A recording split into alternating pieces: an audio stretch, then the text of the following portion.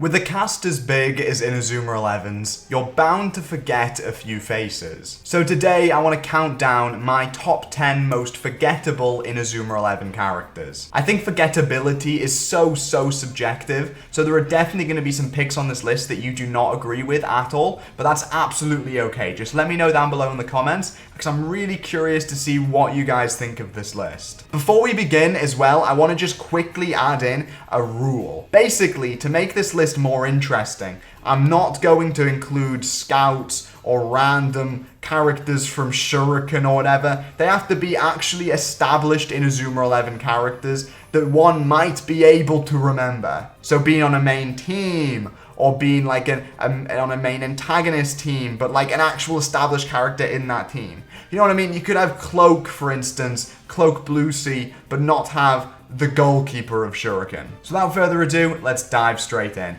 These are the characters that always slip my mind. At number 10, we have Billy Miller from Inazuma 11 Orion. Specifically when he's on the bloody Inazuma Japan Orion. Because I feel like when you're listing all the members of that, you never remember Billy Miller. Because he does nothing. His only moves are copies of other moves. How do you make this guy and not give him a cool, awesome move? He's just so forgettable. I'd argue he's even forgettable to the point of being annoying and frustrating because he could have been so cool. He's this libero. He's a bloody goalkeeper by the end of the season. But they just do nothing with him, meaning he just ends up just slipping out of my mind, fading away, doing absolutely nothing, presumably on the way, because he sucks. This is probably the hottest take of the video, but I think Regina Mulgrave is insanely forgettable. When you look through all the Inazuma 11 managers, you've got Nelly, cool. Celia, cool. Sylvia, cool. The Go ones, cool. Even Aurelia is neat because of the fact it's Aurelia from the OG games. But Regina? First of all, her dub name is Regina. Who's remembering that? And second of all, I feel like she just is so bland. There's nothing to a character particularly. She has a bit of a relationship with Heath Moore, but it doesn't really go anywhere. And he obviously doesn't care, so it's like, and it's just, nothing happens with her. She's just forgettable. That's why she's on the list, obviously. She's just bland. All the scenes with her are kind of pointless. She doesn't offer anything new as a manager. I'm just not too keen. Number 8 is the first of what's going to be quite a few picks from Raimon Go, and that's Eugene Peabody. He's kind of cool, I guess, but his only real thing is having Dragster and wearing glasses, and also I guess his last name's Peabody, which is pretty neat. But aside from that, he just doesn't do a lot. Raimon, I already have so many cool midfielders that to have Eugene Peabody, I just never remember him when I'm listing out all the players from the original Raimon Go. Though he was the first player to come to my mind when I thought of this video. Does that make him the least forgettable? Or does that make him not forgettable at all if I remembered him when thinking about players who are forgettable? Think about it. Continuing the trend of let's look at a team and name all their players and see who we forget about, Zach Avalon. Who bloody remembers this man exists? I mean, he's cool, I guess. He's like the descendant, or I guess the ancestor of Xanark, which is a neat idea. He has Kabuki Break, which is pretty cool. He turns into a lion. But I feel like he kind of does all this in the span of 2 episodes and then never appears again. I mean, I guess he has his I'm Almighty thing at the end, but who remembers that? And so overall, I feel you just end up with this extra member of Earth 11 who's there for a second, then disappears. And so I just forget about him completely when I'm thinking about Galaxy as a whole. When I remember Earth 11, I'm thinking of the original Earth 11, the big boy 11 plus annoying JP or whatever. But Zach Avalon? I have no idea. Never remember this guy. Number 6 is a duo. It's Hugh and Shun. I was doing a video with HMAS the other day, and he literally couldn't remember who Shun was. I mean, if that doesn't, explain exactly why they should be on this list, I don't know what will. They're just so random. I guess they're reserve members brought up. I think they're essentially just brought up so you have more players, which is pretty cool. And it's cool they're on the reserve team. But aside from that, they're 2 pretty generic designs with very, very generic moves. They've got that one Southern Cross thing, which isn't even that unique to them. And overall, they just end up being, filler slots on your team.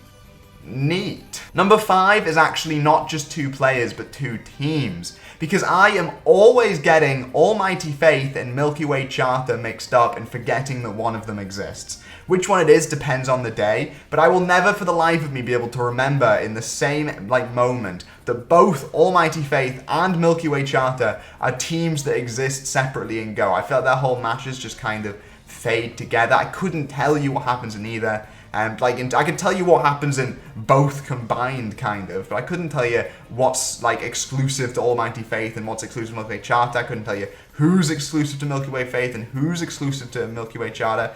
I think one of them is Infinity Beyond, but I'm not sure which one.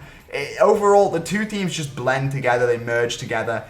They should be one team, it should be one match. I have no idea who they are when they're by themselves. Number 4 continues the Rhyme on Go trend. It's Dodge. Dodge has a really cool character arc, but I never ever remember it exists. I especially never remember that Lunar Sea exists and he's on Lunar Sea or whatever. I think his whole story is such a cool idea of he's like, Raimon's one of their ace strikers, then the whole Victor Orion thing comes along and he's like, darn. And he leaves and he joins Lunar Sea. I think that's such a sick idea, especially he's one of the first players we see special moves from in Go. But then, I don't know, he just kind of fades into the background. Maybe if he came back to Raimon, that'd be pretty cool, but he doesn't. So he just kind of chills at Lunar Sea, and I just always forget that he exists. And Number 3 is a pretty spicy take, I think, though I'm not entirely sure what you guys are going to think. Garshield. I don't know why, but I just never remember Garshield exists. He's the big bad of Inazuma 11, like the original series. And yet he just feels a bit like an afterthought, and I always forget about him. When I'm thinking about the villains of Inazuma 11, I'm thinking about the actual teams, the actual cool coaches. Garshield isn't really that. He's just kind of a man in a chair. Oh, I'm so evil. And so I never feel him really when I'm playing the games. I guess Filet Mignon is pretty cool, but that's not the character Garshield, so overall Garshield just ends up being this really forgettable guy who every time I'm playing Inazuma 11-3 I'm like, oh yeah, you exist. Number 2 is another team. It's White Deer. Look, when I'm thinking about the teams in Chrono Stones, I never once in my life think of White Deer as an actual opponent you take on. And they are. They're an actual team that you fight in Inazuma 11 Go Chrono Stones. But who remembers them? If I'm doing a competition route of the Chrono Stones teams and I get to White Deer, I will genuinely have to sit back and go, oh yeah, them. That's the level they're on. They're just so forgettable. They've got some cool players, I think. I remember the captain. I don't remember his name. See, all the details are fuzzy as well. I think they have that one, maybe slingshot type move. I'm not sure. I think they're coached by Beta. There's some cool things going on here, but I'm never going to remember any of it, and that qualifies you for forgettable. And finally, number 1 goes to, and I think you might have seen this coming, which one might argue might not make them forgettable. It's Lars and Sven from Rhyme on Go.